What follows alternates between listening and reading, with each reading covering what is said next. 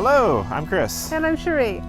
And, well, we're out hunting for a boat to do the Great Loop in. And, well, we've been hunting for a few weeks now. We thought we'd fill you in on where our current leaning is and what we're liking in the boats and what we're kind of thinking we're wanting in our eventual boat. So we've seen, I guess maybe we've toured about a dozen boats and probably about 3 dozen in video tours online. And every boat we see gives us another idea of what we want. And particularly when we tour them in person, an idea of the things that we don't want. And we're triangulating in on brands and styles and features. And what are some of the things that we're really called to right now? I think we're definitely both committed. We really like the aft cabin design with a shaded sun deck and an enclosed sun deck above it. Yeah, so it's a very common type in, I guess, a lot of trawlers and even other more motor yachts and stuff have master cabin down below, shaded area above that, and then you've got a nice living room in front of that, and then your guests are on the other side of the living room. So you've got a lot of privacy and separation between guests. We love the feel of these spaces when we go into them.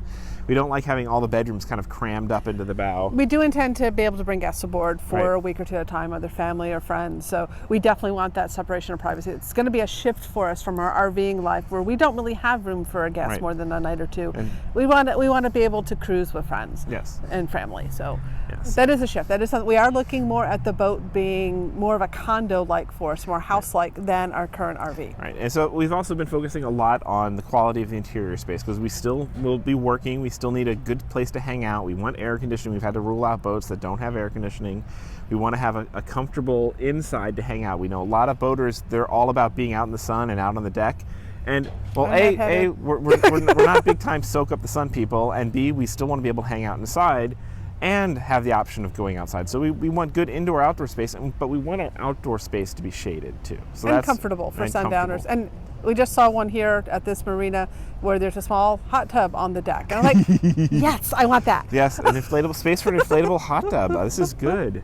But when we're doing the Great Loop, there's some considerations you have to make in the boat itself. So a lot of the passageways that we'll be going through are shallow draft. They recommend under 4 feet. Under if 4 you feet, can get it. You're good.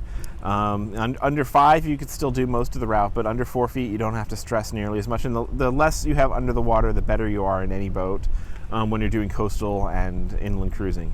Which is all the loop. It's going to be canals, rivers, lakes. Intercoastal waterways and stuff. Another one is bridge clearances. So there are fixed bridges along the route, and the absolute minimum is the one in Chicago that every looper, if they're doing the complete loop, has to go through, and that one's at 19 feet. 19 feet 6 inches. So it's the sanitation canal that gets you past Chicago is that.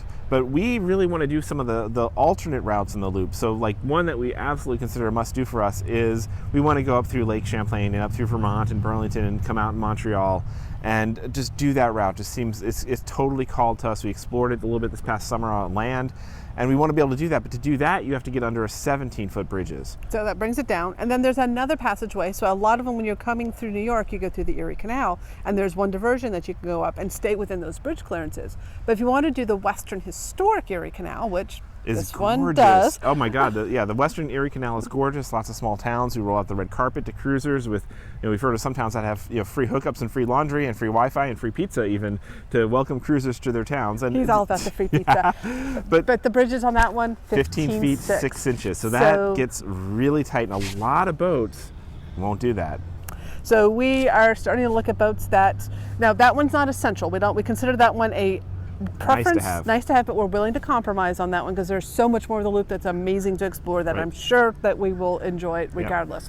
But 17 foot is mandatory. But if we can find something under 15.6 as a manageable bridge clearance, so that means we don't mind taking off things like radars and light fixtures and things like that can bring the bridge clearance down. As long as it's not ridiculously hard to do. And if we fill the hot tub, see if we get the hot tub and we fill the hot tub up, that'll bring it down too. Yes, right? And if we sink, it'll bring it way down. So let's not go too far. Let's not do that one.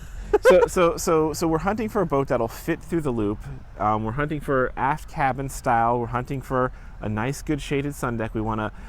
Now the other thing we've seen is a lot of boats seem to be designed for you're going out for the weekend and you're doing kind of quick trips and stuff like that, or your party boats, and they have basically you've got your beer fridge, but you don't have a good size real fridge, and you don't have a sink that you can wash a pot and pan in, and you don't have any galley space for dry goods. So what he's saying is we're really looking for liveaboard features. A liveaboard boat. So we want a usable refrigerator and freezer. We want good cabinet space. We want to be able to wash our dishes comfortably. And we want closet space. This is going to be a house for us for half the year, so we want to be able to have closet space and to store stuff. And we've toured some beautiful, big, awesome boats that have closets literally like you could barely fit your fist inside, hang one jacket.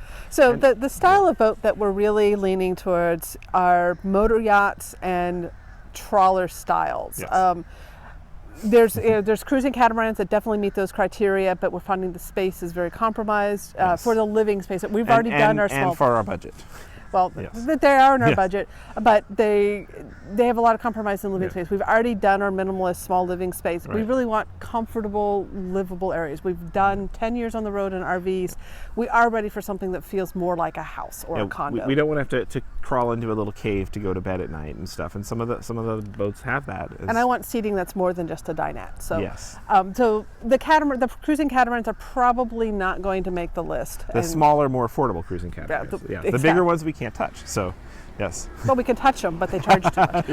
They charge you to touch them. So motor yachts. So some of the models that were just behind us. We just looked at this Cruiser's Yacht 455. Yep. that's kind of the high end of what we're looking at. And it's a 45-foot. It's big. It's 3 cabins. It's got a jacuzzi tub in the bedroom. Big enough for 2 people. That was jacuzzi kind of cool. tub. It was really felt comfortable in the space, but it is a larger boat.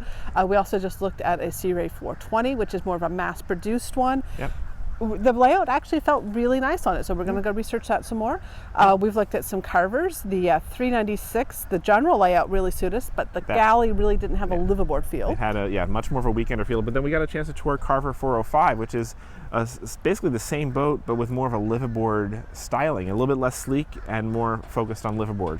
So we want to look at that. Now we had looked at some of the 1980s Taiwanese trawler styles, like the Jefferson 42, Marine Trader, and some of the others of that era, and they're beautiful. We love the layouts. The problem with those is in the mid 80s, they are obviously going to have some wear and tear on them unless they've been lovingly cared for. Probably going to need more maintenance than we want. We can get them at an awesome price, but we're wanting something that we can get aboard. A little bit more turnkey.